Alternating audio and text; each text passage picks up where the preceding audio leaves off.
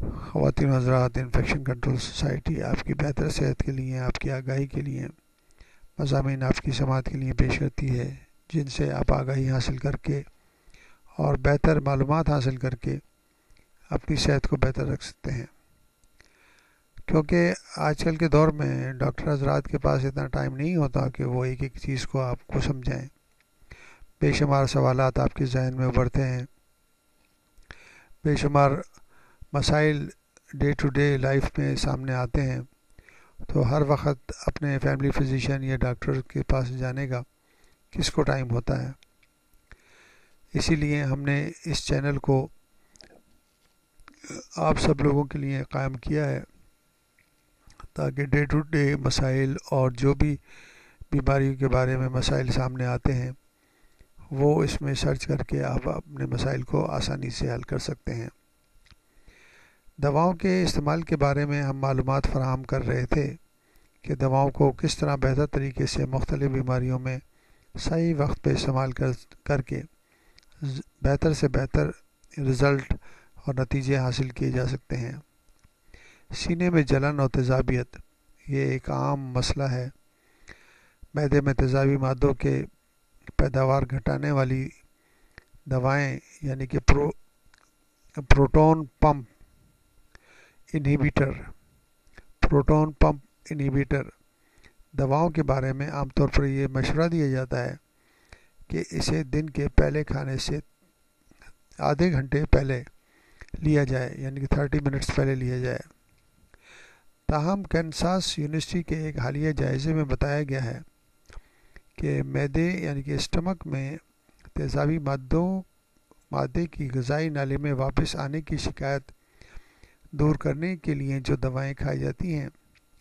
وہ اگر شام کو لی جائیں تو زیادہ مؤثر ہوتی ہیں۔ گیسٹرو ایسوفیجیل ریفلیکس ڈیزیز کے بارے میں ہم آپ کو کافی بتا چکے ہیں۔ گیسٹرو ایسوفیجیل ریفلیکس ڈیزیز کی معلومات کے لیے آپ ہمارے چینل کے اوپر مفصل مضمون سن سکتے ہیں۔ گیسٹرو ایسوفیجیل ریفلیکس ڈیزیز کے 70% سے زائد جن مریضوں میں پروٹون پمپ انہیبیٹر گروپ کی دوائیں، جس میں خاص طور پر ایک عام دوا جو ہے رابی پیرازول صبح پہر یا شام کو لی جاتی ہے، ان سے اس تکلیف کی علامتیں غائب ہو گئی تھیں، جبکہ صبح کے وقت اس دوا کو لینے والے صرف 42% مریضوں کو افاقہ ہوا۔ یعنی کہ شام کو یہ دوا لی جائیں یا سوتے وقت یہ دوا لی جائیں تو اس کے رزلٹ بہتر طور پر سامنے آتے ہیں۔ ریسرچرز نے اس کی وجہ یہ بتائی ہے کہ مریض جب بستر پہ لیٹ جاتا ہے اس وقت معدے میں تیزابی مادے کی غذائی نالی میں واپسی کی شکایت زیادہ ہو سکتی ہے، اور اس دوران دوا اپنا اثر رات بھر دکھاتی رہتی ہے۔ آخر میں انہوں نے مشورہ دیا کہ اس دوا کا استعمال کا بہترین وقت شام کے کھانے سے پہلے ہے، خاص طور پر ان لوگوں کے لیے جنہیں رات کو سینے میں جلن کی شکایت ہوتی ہے۔ بعض معالجین یہ مشورہ بھی دیتے ہیں کہ دوا 2 خوراکوں میں تقسیم کی جائے، آدھی صبح کو آدھی شام کو لی جائے،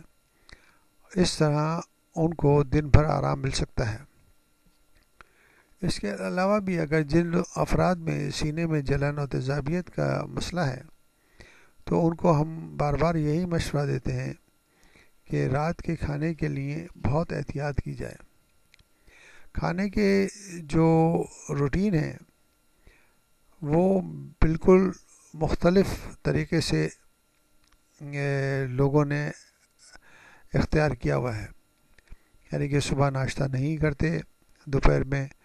تھوڑا بہت کھا کے گزارا کر لیتے ہیں، اور رات کے کھانے کے اوپر سب سے زیادہ زور دیا جاتا ہے جو کہ سب سے زیادہ ہیوی ہوتا ہے۔ تو اس وجہ سے بے شمار مسائل پیدا ہوتے ہیں۔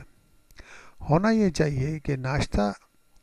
کے وقت بھرپور ناشتہ کیا جائے تاکہ آپ کے جسم کے انرجی کے ریزرو فوری طور پر موجود ہو، اور جس وقت آپ کام کر رہے ہیں اس وقت انرجی آپ کو ملے تو وہ بہتر طریقے سے استعمال ہو سکتی ہے۔ دوپہر کا کھانا مناسب ہونا چاہیے، اور رات کا کھانا کم ہونا چاہیے، کیونکہ رات کے وقت انسان آرام کرتا ہے، اور اگر زیادہ کھانا کھائے گا تو اسٹمک اور معدے کے اوپر زیادہ بوجھ پڑے گا، اور اس کی وجہ سے بے شمار بیماریاں جنم لیتی ہیں۔ ہمارے جیسے ممالک میں بچوں کے بھی یہی مسائل ہیں، صبح ناشتہ کر کے اسکول نہیں جاتے، اور پھر اسکول میں جا کے اناپ شناپ چیزوں پہ توجہ دیتے ہیں، اور اس کی وجہ سے انفیکشن اور بیماریوں کا شکار ہو جاتے ہیں۔ تو بہتر صحت کے لیے ضروری ہے کہ بچوں کو اسکول جانے سے پہلے اچھی طرح ناشتہ، بریک فاسٹ بہت اچھی طرح، اور جس میں پروٹین، دودھ، انڈے وغیرہ اور پنیر وغیرہ سب شامل ہونے چاہیے، بچوں کو کرایا جائے تاکہ ان کی صحت صحیح رہے، اور ان کا بلڈ گلوکوز لیول جو ہے اسکول میں کم نہ ہو، اور وہ پوری توجہ سے تعلیم حاصل کر سکیں۔ تو صحیح وقت پہ غذا کا استعمال،